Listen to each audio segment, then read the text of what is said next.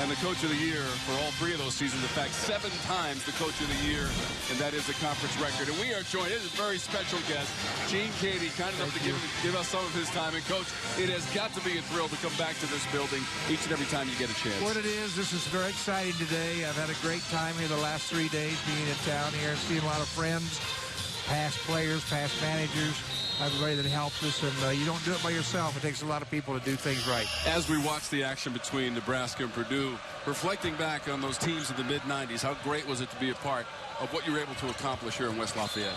Oh, it was amazing. You know, in '94 we had Glenn Robinson, and it was an offensive team with Conzo Martin and Matt Waddell, and then in '95 we had a defensive team that was very selfish about giving easy shots, and we're very cohesive and got along good, and we're good kids as far as camaraderie. And then in '96, I'm not sure how we did that. So it just seems great like coaching. It seems like osmosis. They learned from the other 2 years. So it was a great 3 years for us, of course, and we really now appreciate it probably more now we did then.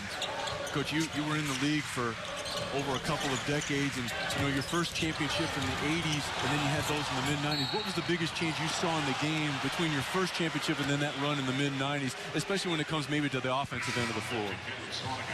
Well, I think the shot clock changed a lot of it. The three-point shot changed a lot of it.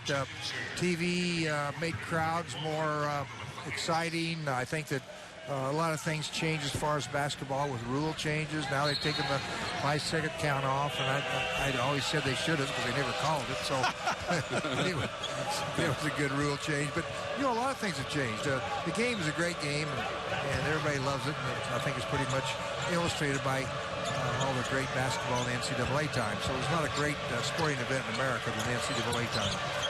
And Coach, you prided yourself, and rightfully so your team did, on the defensive end of the floor, but you were also one of the first programs to really kind of adopt weight training and strength and conditioning in off-season.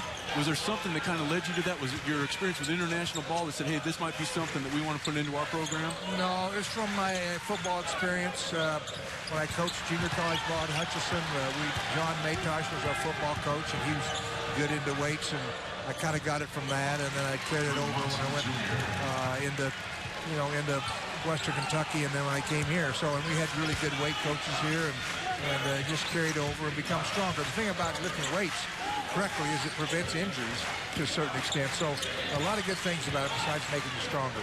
You know, so many of your players, you know, coaches have such an impact on their lives, and also assistant coaches.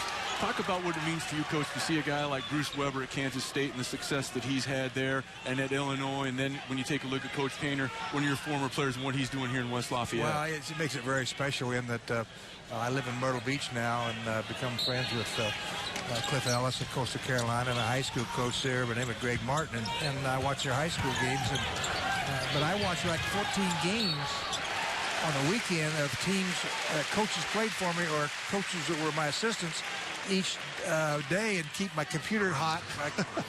Kathleen, my wife, taught me how to use a computer and find out scores and find out what games were on ESPN3. So I keep busy and stay out of her hair by watching everybody else play.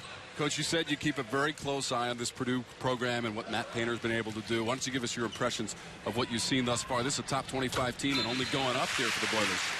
Well, I'm very impressed with this recruiting. When you got a very good team, they lead the nation in rebounding, and or at least they're up high in rebounding, and they're block shots, and he does a great job with it. I think he does a good job of doing what we did, and he does some things better than we did. So I just think that he does a great job with balance.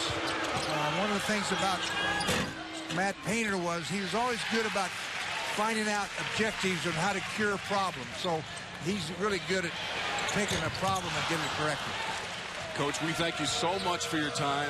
Thank you. It's great that you're having a great weekend, and I hope it continues for you. And thanks for coming back and joining us on the Big Ten Network. Thank you. Best gig I ever had besides the Purdue job was working at the Big Ten Network. So thank you very much. Great, Coach. Thanks so much. Coach, thank you. Gene Keady, the legendary coach here at Purdue, 25 years on the bench and 7 times the Coach of the Year.